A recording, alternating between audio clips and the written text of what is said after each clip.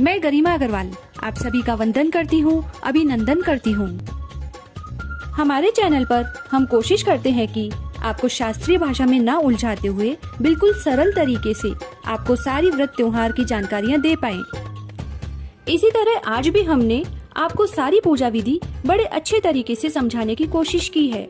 यदि आप इसे पूरा देखेंगे तो आपको पूरी 16 सोमवार व्रत विधि आसानी से समझ में आ जाएगी और आप अपने व्रत को विधि पूर्वक पूरा कर पाएंगे। 16 सोमवार व्रत कथा के लिए वीडियो के डिस्क्रिप्शन में दिए हुए लिंक पर क्लिक करें या हमारे चैनल द मैजिकल जिंदगी पर 16 सोमवार व्रत कथा सर्च करें। तो चलिए आइए आज हम जानते हैं 16 सोमवार व्रत विधि। सबसे पहले हम जानेंगे कि इसे क्यों करा जाता है और कौन कर सकता है। सोमवार व्रत का हिंदू धर्म में बहुत महत्व है। यह व्रत भगवान शिव और माता पार्वती को प्रसन्न करने के लिए किया जाता है। इस व्रत को करने वाले को हमेशा ओम नमः शिवाय, ओम नमः शिवाय का जाप करते रहना चाहिए।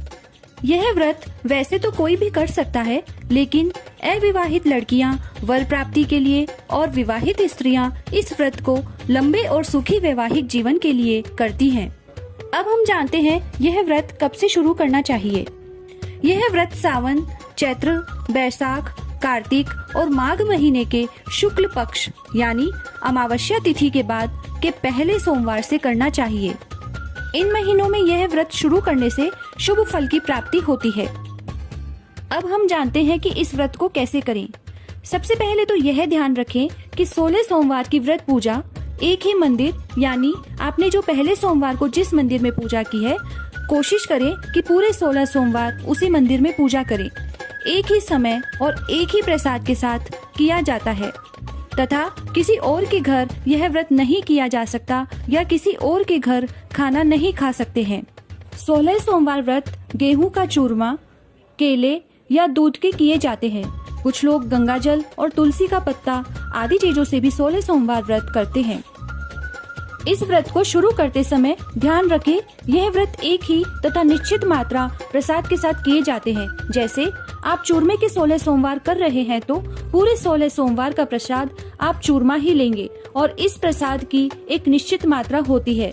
जैसे आप चूरमे के कर रहे हैं तो आप 3 पाव चूरमा बनाएंगे। यदि केले के हैं तो 3 पाव केले लेंगे और यदि दूध से कर रहे हैं तो आप 3 पाव दूध लेंगे।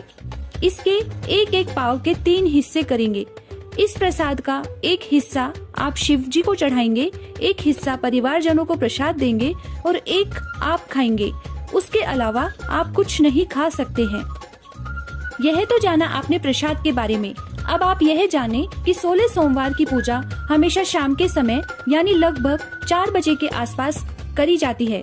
शिव जी की पूजा में दूध, दही, चीनी, घी और शहद का पंचामृत, फल, कलावा, चंदन, रोली, चावल, फूल, आक, बेलपत्र, धतूरा, कमल गट्टा, पान, सुपारी, लौंग, इलायची, पंचमेवा, धूप दीप, दक्षिणा सहित पूजा करके साथ ही कपूर से आरती करने के बाद 16 सोमवार व्रत कथा सुनना चाहिए तथा उसके बाद शिवजी को प्रसाद चढ़ाकर परिवारजनों में प्रसाद दें। फिर अपने हिस्से का प्रसाद भोजन की तरह एक जगह बैठकर ग्रहण करें। इसी तरह 16 सोमवार पूरा करके 17वें सोमवार को वही प्रसाद जिसके आपने 16 सोमवार किए हैं वह 5.25 किलो लेकर हमेशा की तरह 3 हिस्से निकालकर बाकी प्रसाद ब्राह्मण और परिवारजनों को बांटकर उद्यापन करें। 17वें सोमवार को आप प्रसाद थोड़ा ज्यादा भी ले सकते हैं। इसी तरह यह 16 सोमवार के व्रत करे जाते हैं।